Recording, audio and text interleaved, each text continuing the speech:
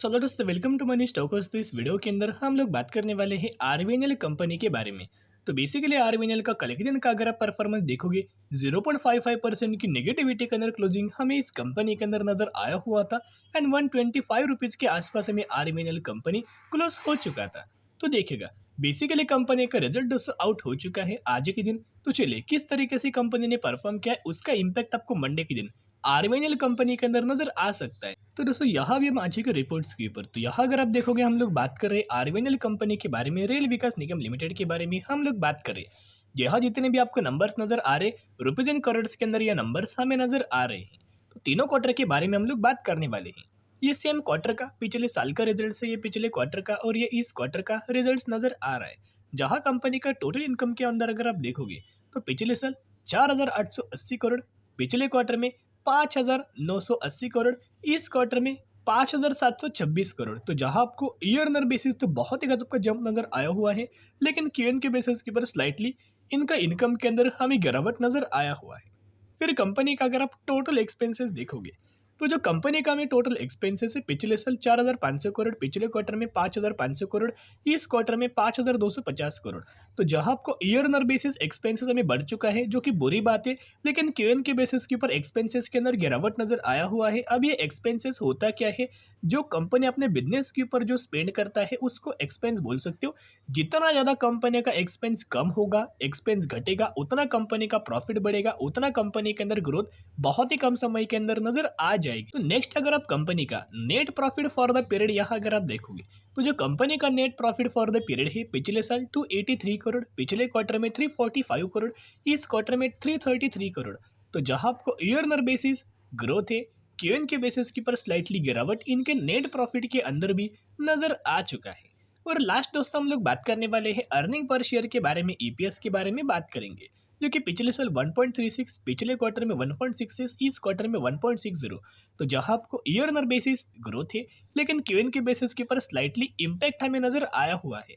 तो कैसा कंपनी ने रिजल्ट अपना परफॉर्म किया, आरवीएनएल कंपनी ने कैसे रिजल्ट परफॉर्म किया, अच्छे खासा दोस्तों कंपनी ने हमें रिजल्ट परफॉर्म किया है, लेकिन क्यूएन के बेसिस के ऊपर फ्लैट आप ये बोल सकते हो रिजल्ट से, लेकिन ईयर बेसिस के ऊपर अच्छी हमें ग्रोथ नजर आ चुकी है।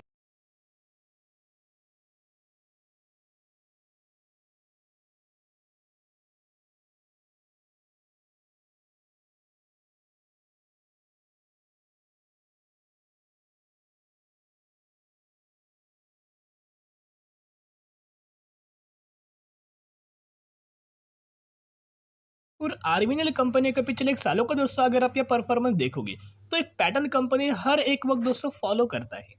जब कंपनी बहुत ही निचले लेवल के आसपास ट्रेड कर रहा था तब से कंपनी पैटर्न को दोस्तों फॉलो कर रहा है। पहले कंपनी कंसोलिडेट करता है, कंसोलिडेशन फेज के बाद तेजी आता है, तेजी के बाद प्रॉफिट बुकिंग, फिर कंसोलिडेशन, फिर तेजी, फिर प्रॉफिट बुकिंग, फिर कंसोलिडेशन। फिर अभी आपको आरवीएनएल कंपनी के अंदर तेजी, फिर प्रॉफिट बुकिंग, फिर कंसोलिडेशन, सिमिलर पैटर्न हमें आरवीएनएल कंपनी का रिपीट हो रहा है, जिसके मुताबिक दोस्तों अभी तेजी हमें आरवीएनएल कंपनी के अंदर आने वाले फ्यूचर में नजर आ सकता है। गवर्नमेंट के द्वारा बहुत बड़े बड़े प्रोजेक्ट्स हमें इस कंपनी को दिए जाता है, तो बहुत ही अच्छा कंपनी है, लेकिन कंपनी को लंबे समय के लिए अगर आप होल्ड करेंगे तो ही आपको इस कंपनी के अंदर रिटर्न मिलेगा। शॉर्ट टर्म बेसिस की कोई आपको रिटर्न नहीं मिलने वाला। तो अभी मंडे के दिन देखना बहुत ज़्यादा जरूरी है कि आरवीएनएल कंपनी के अंदर किस तरीके से मार्केट हमें रिएक्ट कर सकता है। तो चलिए अभी हम बात करेंगे विप्रो लिमिटेड के बारे में। विप्रो लिमिटेड का कल के दिन का जो परफॉर्मेंस था ऑलमोस्ट हमें 1.5% की गिरावट नजर आया हुआ था एंड 413 रुपये के आसपास हमें विप्रो गिर चुका है या फिर क्लोजिंग नजर आ चुकी है। अब एक इंपॉर्टेंट लेवल्स के ऊपर कंपनी ने क्लोज किया है, यानी कि एक रिटेस्ट हमें नजर आया हुआ था। सबसे पहले एक रजिस्टर वाला लेवल था, उसको क्या किया विप्रो ने, ये जो रजिस्टर वाला जो लेवल है उसको कंपनी ने क्या किया, एक तो ब्रेकआउट किया, अभी करंटली कंपनी ने रिटेस्ट किया और ये कंटिन्यूटी तेजी आपको नजर आ सकती है। तो चलिए इंपॉर्टेंट अपडेट्स क्या है उनको सबसे पहले कवर अप कर लेते हैं। पिछले एक महीने में विप्रो का परफॉर्मेंस अगर आप देखोगे ऑलमोस्ट हमें 5% की रैली विप्रो इस कंपनी के अंदर पिछले एक महीने के अंदर नजर आया हुआ है।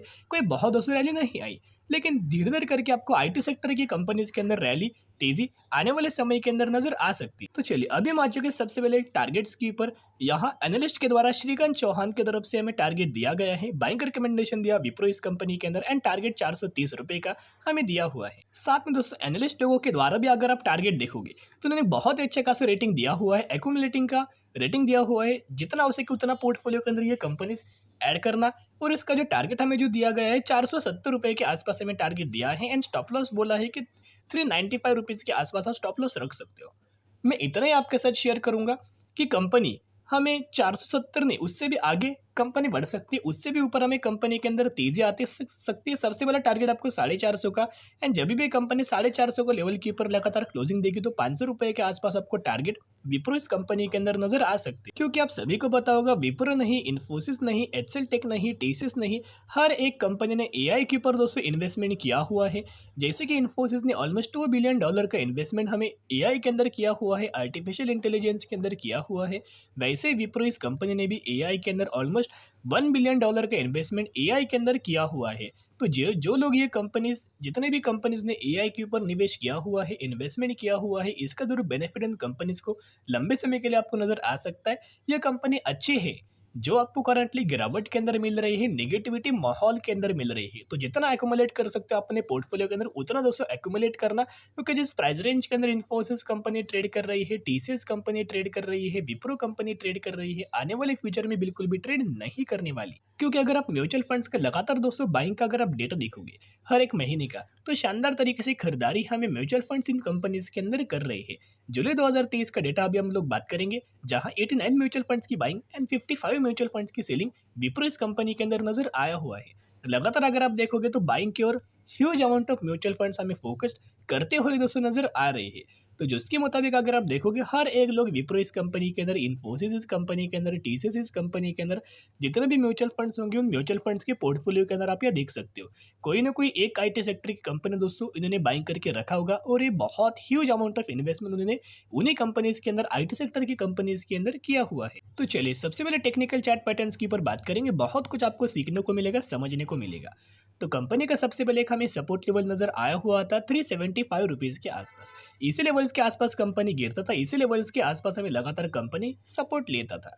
सपोर्ट लिया कंपनी ने और इंपॉर्टेंट जो लेवल था वो कंपनी ने ब्रेकआउट किया, सबसे पहले ब्रेकआउट किया था। लेकिन बाद में हुआ क्या, इन्फोसिस ने अपना Q1 का रिजल्ट डिस्कस किया, तो इन्फोसिस ने बुरा परफॉर्म किया। इसी की वजह से हर एक आईटी सेक्टर की कंपनी के अंदर हमें गिरावट नजर आया हुआ था। इसकी वजह से फिर से कंपनी चैनल के अंदर फंसा हुआ था। लो लेवल्स क्या है, 413 रुपये के आसपास, और कहीं ना कहीं कल के दिन वही लेवल्स के आसपास हमें ऊपर क्लोजिंग नजर आया हुआ है।